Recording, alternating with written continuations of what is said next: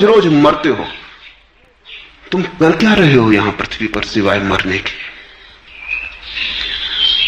बुद्ध का मनोविज्ञान वहां से शुरू होता है जहां तुम्हारे पास सब है और प्रतीति होती है कि कुछ भी नहीं।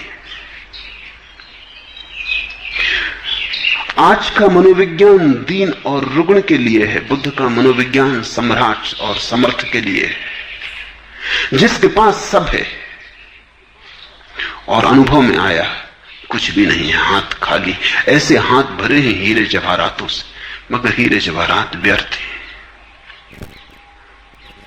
जिसको भरी जिंदगी के बीच जिंदगी उजाड़ मालूम पड़ी,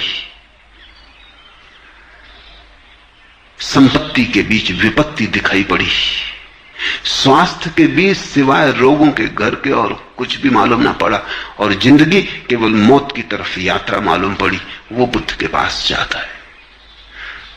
बुद्ध का मनोविज्ञान परम जीवन का मनोविज्ञान, उस जीवन का जिसका फिर कोई अंत नहीं, शाश्वत का, सनातन का। एस धम्मो सनातनो, वो उस धर्म और नियम की बात करते हैं जिससे सनातन उपलब्ध हो जाए, शाश्वत उपलब्ध हो जाए। पश्चिम का मनोविज्ञान धीरे धीरे बुद्ध के मनोविज्ञान के करीब सरक रहा है, सरकना ही पड़ेगा। देखो, पश्चिम के चिकित्सा शास्त्र का नाम है मेडिकल साइंस। उसका मतलब होता है औषधि विज्ञान। पूर्व ने हमने जो औषधि विज्ञान बनाया उसको नाम दिया है आयुर्वेद। औषधि का नाम नहीं दिया, आयु का विज्ञान, और विज्ञान भी नहीं, वेद, विधायक। औषधि तो नकारात्मक है, बीमारी हो तो औषधि का उपयोग है, बीमारी ना भी हो तो भी आयुर्वेद का उपयोग है, क्योंकि वो केवल जीवन का विज्ञान है। वो सिर्फ बीमारी की फिक्र नहीं करता कि बीमारी हो तो औषधि देके मिटा दो, बीमारी ना भी हो तो जीवन को कैसे गुणनफल करो, जीवन को कैसे बढ़ाओ। पूर्व और पश्चिम की दृष्टि में यह फर्क है। पश्चिम फिक्र करता है कांटा निकाल लेने की, पूर्व फिक्र करता है फूल को भी रख देने की। पश्चिम फिक्र करता है दुख निकाल लो, पूर्व फिक्र करता है आनंद को जन्माओ। दुख को निकाल लेना काफी नहीं है, दुख भी ना हो जीवन में तो भी जरूरी थोड़ी है कि आनंद हो। कितने लोग हैं जिनके जीवन में दुख नहीं है, लेकिन इससे क्या आनंद होता है? बल्कि सच्चाई यह है कि जिनके जीवन में दुख नहीं है उनको ही पता चलता है कि जीवन बिल्कुल व्यर्थ है। जिनके जीवन में दुख है उनको तो अभी आशा लगी रहती कि कुछ उपाय करेंगे, दुख मिटाएंगे, कल सब ठीक हो जाएगा। जिनके जीवन में दुख नहीं रहा वो एकदम चौंक के पूछते हैं अब क्या करें। दुख भी नहीं रहा, जिसको मिटाते वो भी नहीं रहा, मिटाने की दौड़ भी समाप्त हो गई, कोई कष्ट नहीं है लेकिन आनंद भी नहीं है। उनका जीवन बड़ी उदासी से, बड़ी ऊब से भर जाता है, जीवन राख राख हो जाता है, उसमें से सारी आशा और आनंद का अंगार बुझ जाता है। तुम चकित होगे देखकर कि भिखारी के कदमों में भी तुम्हें गति मालूम हो सकती, क्योंकि उसको कहीं पहुंचना है, कुछ दुख मिटाना है, कुछ तकलीफ ठीक करनी। सम्राट के पैर बिल्कुल ही बोझल हो जाते, न कहीं पहुंचने को, न कुछ पाने को। जो पहुंचना था पहुंच चुके, जो पाना था पा लिया। अब एक इतना बड़ा प्रश्न बन के खड़ा हो जाता है। अब सिर्फ घसीटते हैं, अब सिर्फ मौत की राह देख रहे हैं कि कब आए, कब छुटकारा दिला दे। दुख का न हो जाना आनंद नहीं है, दुख का न हो जाना आनंद के होने के लिए जरूरी शर्त हो सकती है, आवश्यक हो सकता है, पर्याप्त नहीं है। तो पश्चिम का मनोविज्ञान भी धीरे धीरे सरक रहा है। फ्रायड ने जहां मनोविज्ञान को छोड़ा था उससे बहुत आगे जा चुका पश्चिम में भी मनोविज्ञान। नए मानवतावादी विचारक पैदा हुए हैं, अब्राहम मैस्लो और दूसरे, जिन्होंने अब मनोविज्ञान को नई दिशाएं देनी शुरू की। वो दिशाएं ये हैं कि अब इस बात की हमें फिक्र नहीं है कि आदमी सिर्फ स्वस्थ हो, स्वस्थ से ज्यादा हो, आनंदित हो।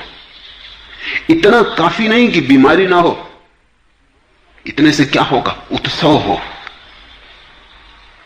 तुम चल सको, तुम्हारे पैर स्वस्थ हो, इतना काफी नहीं है, तुम नाच भी सको। चलना एक बात है। एक आदमी है, पैर ठीक नहीं, चल नहीं सकता, पक्षाघात है, लकवा लग गया है। लकवा मिटाना जरूरी है। लकवा मिट जाए तो चल सकेगा, लकवा मिट जाए तो नाच भी सकेगा, लेकिन लकवा मिट जाने से कोई नाचने नहीं लगता है। लकवा मिट जाना नाचने के लिए जरूरी शर्त है, काफी नहीं है। कितने लोग हैं जिनको लकवा नहीं, लेकिन वो नाचते दिखाई नहीं पड़ते। नाचने के लिए कुछ भीतर संपदा का अनुभव चाहिए। नाचने के लिए भीतर कोई किरण उतरे, कोई गीत उतरे, कोई धुन उतरे, जीवन को कोई सुराग मिले, रहस्य का झलक मिले परमात्मा की, तो कोई नाच सकता है। धीरे धीरे पश्चिम का मनोविज्ञान सरक रहा है, सरकना ही पड़ेगा, क्योंकि बीमार तो बहुत थोड़े लोग हैं, बहुत लोग स्वस्थ हैं, और फिर भी उनके जीवन में कोई आनंद नहीं।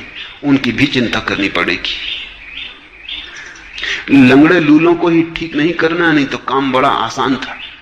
जो लंगड़े लूले नहीं हैं उनको नाच भी देना है, और काम बड़ा कठिन है।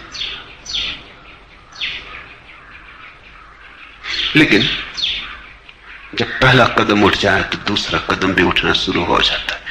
पहला कदम है, कोई आदमी नया बगीचा लगाता है तो घास पात को उखाड़ता है, व्यर्थ के पौधे झाड़ी झंखाड़ को अलग करता है, जमीन खोद के बदलता है, जड़ें निकाल के फेंकता है। ये जरूरी है, लेकिन बस इतने पर ही रुक जाए तो फूल नहीं आ जाते।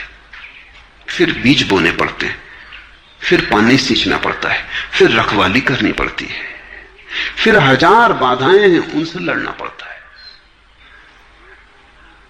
तो एक आदमी को जीवन में सुविधा मिल जाए, स्वास्थ्य मिल जाए, रहने का अच्छा मकान मिल जाए, रोटी रोजी मकान का इंतजाम हो जाए, इतने से तो केवल बगीचे की तैयारी हुई थी।